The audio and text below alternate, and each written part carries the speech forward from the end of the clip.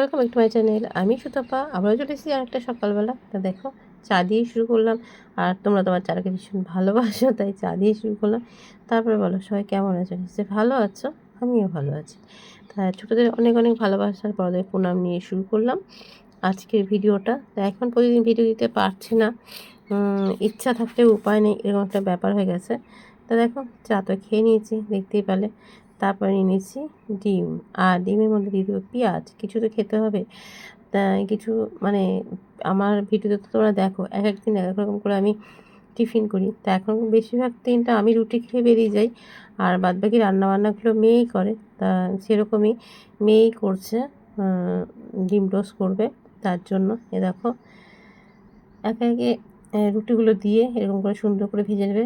আর আমি তো রুটি খেয়ে বেরিয়ে যাই, ওরা করে। আর রান্নাটা বাদবাকি রান্নাটাও ও করে। সেটাই তোমাদেরকে দেখাবো যে কী করে আমার মেয়ে রান্না করলো। আর সেটাই তা দেখো, এই যে ডিম টোস্টও কীভাবে করলো দেখতেই পাচ্ছ শর্টকাটের মধ্যে। তাই সেরকমই তারপরে তো জানোই রান্নাঘরে চলে এলাম। তারপরে দেখো বেগুন ভাজা, আর এটা তো তোমরা জানো যারা আমার ভিডিও দেখো যে বেগুন ভাজা আলু ভাজা আমার মেনুতে থাকে। সেরকমই দেখো আজকে বেগুন ভাজা করছে। রান্নাটা আমি কিছুই করিনি, সবটাই মেয়ে করেছে। সেটাই তোমাদেরকে দেখালাম যে কী করে করছে। আর আমার মেনুতে তো এরকমই বেগুন কখনো গোল কাটি, কখনো এরকম চৌকো কাটি। কাটাকাটিগুলো করে রেখে যাই, যেগুলো বাদ বাকি থাকে সেগুলোও করে, কিন্তু বেশিরভাগটা চেষ্টা করি যে করে রেখে দিতে। ঠিক আছে, এ দেখো তা বেগুন ভাজা তুলে নিয়েছি, সেটাই তোমাকে দেখালো যে লাল লাল বেগুন ভাজা।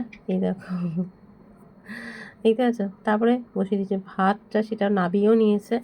আর ভাতের মধ্যে ছিল কলা সিদ্ধ, কখনো আলু সিদ্ধ, কখনো পেঁপে সিদ্ধ, কখনো কলা সিদ্ধ, এরকমই হয়। তারপরে দেখো নিয়ে নিজে পেঁয়াজ রসুন আদা সেটা পেস্ট করে নেবে। আর আজকে কী রান্না করবে বলো তো? আজকে কী রান্না করবে বলো? সঙ্গে থাকো, তাহলেই দেখতে পাবে।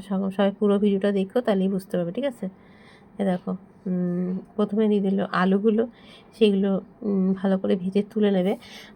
ও এক এক সময় এক এক রকমভাবে করে, আমি বলে দিই কিছুটা, কিন্তু ও নিজের মতন করে, খেতে কিন্তু ভালো হয়। তাই সেরকমই ও আলুটা ভেজে এরকম দেখো তুলে নিল, দেখেছো। আর ওই তেলের মধ্যে দিয়ে দেবে সাদা জিরে শুকনো লঙ্কা, দিয়ে দিল তেলের উপরে পেঁয়াজ। দেখো তারপরে যেই মশলা মানে টমেটো, আরও তো টমেটো দিয়ে রান্না করতে ভীষণ ভালোবাসে, জানো তো আমার মেয়ে। টমেটো যদি রান্না করতে কখনো বসে, টমেটো ছাড়া রান্না করতে চায় না। তারপরে দেখো এই দেখো মশলাগুলো সব রেডি করে নিয়েছে, লবণ হলুদ জিরে গুঁড়ো আর লঙ্কা গুঁড়ো। আমি যেরকম করে রেডি করে নিবি তাহলে তো সুবিধা হবে, কেন ও তো ভিডিও করতো না, এখন তো ভিডিও ছাড়তে পারছি না বলে ওকে বলেছিলামভাবে তুলতে, তাই ও তুলেছে। আর গোটাটা লঙ্কাগুলো গোটা গোটা দিচ্ছে, জানো তো। দেখো আর এবার দিয়ে দিল সেই তোমার পেঁয়াজ রসুন আদা সব পেস্ট করেছিল, সেই পেস্ট দেখতে পাচ্ছ। এই দেখো দিয়ে এবার এটাকে ভালো করে কষিয়ে নিচ্ছে। আর দেখো এঁচোড়টাকে সিদ্ধ করেনি, এঁচোড়টা না খুব একটা কচি না আর খুব বাতিও না। তা আমি ওকে বলেছিলাম কষিয়ে করবি, তেলের উপর দিতে বলেছিল, কিন্তু তেলের উপর দেয়নি, এরকমভাবে কষিয়ে করেছে, জানো খেতে ভীষণ ভালো হয়েছিল জানো। আর খুব সুন্দর গলে গেছিলো, যে সিদ্ধ মানে সিদ্ধ করে না নিলে যে রান্না ভালো হয় না তা না গো। দেখো দিয়ে কষিয়ে নিয়ে জল দিয়ে দিল। আর ও বুঝতে পারেনি যে যখন নাকি কষানোর সময় আলু দেবে, তো আলুটা ও ঝোল যখন ফুটে যায় তখন দেয়। আমি সমস্যা নেই, কোনো ব্যাপার নেই, আলুটা সিদ্ধ হয়ে যায় ভাজার জন্য, তার জন্য। তা তোমরা যারা যারা আমার এই ভিডিওটা দেখছো সবাই বলো যে আমার মেয়ে যে এঁচোড়টা রান্না করেছে কেমন হয়েছে খেতে। কিন্তু সত্যি কথা শোনো, মা বলে না, কিন্তু খেতে খুবই টেস্টি হয়েছিল, জানো তো। যে এঁচোড় সিদ্ধ হবে না, এঁচোড় কী করে করলো, এরকম কোনো ব্যাপার না, খুব সুন্দর হয়েছিল খেতে, জানো। আর আমি যেমনভাবে বলেছি সেরকমভাবেই ও করে। তারপর নিজের থেকে কিছুটা করে। তা নাবিয়ে নিচে কালারটা দেখতে কত সুন্দর হয়েছে। তারপরে দেখো পালং শাক, শীষ পালং, সব বেগুন আলু শীষ পালং গাজর, আজকে কুমড়ো ছিল না, এটাই ছিল। দিয়ে আমি বলে দিলাম এরকম 5 ফোড়ন সোমবার দিয়ে করবি। তা দেখো দিয়েছে সর্ষের তেল, তারপরে শুকনো লঙ্কা 5 ফোড়ন আর তেজপাতা, দেখতে পাচ্ছ।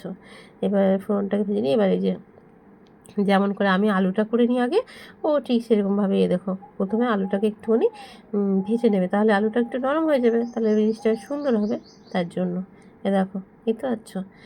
দিয়ে আলুটা একটু ভেজে নিয়ে তারপরে দিয়ে দেবে ধরো আদা। এইসব জিনিস শুনে আদা এইসব না দিলে ভালো লাগে না, অনেকে আবার রসুন দেয়, কিন্তু যেহেতু পালং শাকের ঘ্যাট, তার জন্য আমরা রসুনটা দিই না, ভাজা করলে দিই। তারপরে দেখো লবণ, হলুদ, তারপরে একটু জিরে গুঁড়ো সবগুলো আলুর সাথে দিল, তাহলে কী হবে, তো জিনিসটা সুন্দর মিশে যাবে আর ভাজা ভাজা হয়ে যাবে, তার জন্য এরকম করেই করলো। আর তারপর যে কেটে রাখা সেই সবজিগুলো ছিল না, বেগুন, আলু, আর ছিল পালং শাক, আজকে এটাই ছিল, আর মূলো ছিল, আর গাজর ছিল, কুমড়ো টুমড়ো ছিল না। তা যে কোনো ঘেঁটে আমার মনে হয় মূলো দিলে আর আলু দিলে, মানে মূলোর যে একটা গন্ধ আছে, সেটা শাকে খুব সুন্দর একটা ঘ্যাট ঘ্যাট গন্ধ চলে আসে, তাই না? তাই দেখো সবগুলো দিয়ে সাঁতলে নিচ্ছে, তার মধ্যে দিয়ে দিল কাঁচা লঙ্কা চিরা। দেখো দেখতে পাচ্ছ, আর যে কোনো শাক রান্না করতে গেলে কিন্তু এরকম একটু জল বেরোয়, তাই না বলো? কষাতে কষাতে, তাই দেখো কষিয়ে নিয়েছে, দিয়ে এবার পরিমাণ মতন জল দিয়ে দিল। এই দেখো জল দিয়ে এবার এটাকে ভালো মতন সিদ্ধ হতে দেবে। আর এটাতে যদি চিংড়ি মাছ দিত তাহলে ভালো লাগতো, আর যদি ডালের বড়ি দিত তাহলে তো কথাই হতো না, মানে অসাধারণ খাবার হতো, জানো তো? কিন্তু আমাদের বাড়িতে ডালের বড়ি সবাই পছন্দ করে না। তোমরা যে কোনো রান্নাতে আমরা দেখো যেরকম সিম্পলভাবেই করি আমরা। তাই দেখো আলুতে সিদ্ধ হয়েছে, সেটাই তোমাদেরকে দেখালো। আর দেখো সুন্দর ঘাটা ঘাটা করে নিচ্ছে, দেখতে পাচ্ছ? আর এটা ঝাল ঝাল, নুন নুন, মিষ্টি মিষ্টি এরকমই খেতে ভালো লাগে, তাই না?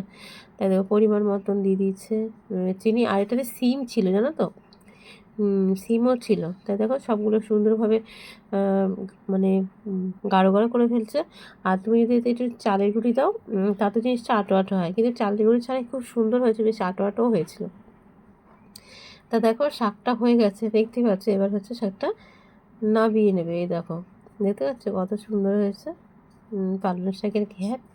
আর আমি তো বিকেলবেলা যখন বাড়ি আসি তখন আমার ভাত খেতে ভালো লাগে না, আমার মনে হয় যে এই ঘ্যাটটা দিয়েই আমি বসে বসে খাই, এরকম। তারপরে যেহেতু সারাদিনের একটা খাওয়া দাওয়া হয় না, একটা ক্লান্তি থাকে, আর ভাত না খেলে তো হবে না, যেহেতু আমরা মধ্যবিত্ত ঘরের বাঙালি, তার জন্য ভাত তো খেতেই হবে। তাই শাকের সাথে ভাতটা আমি এক থালা ভাতই খেয়েছি, জানো তো?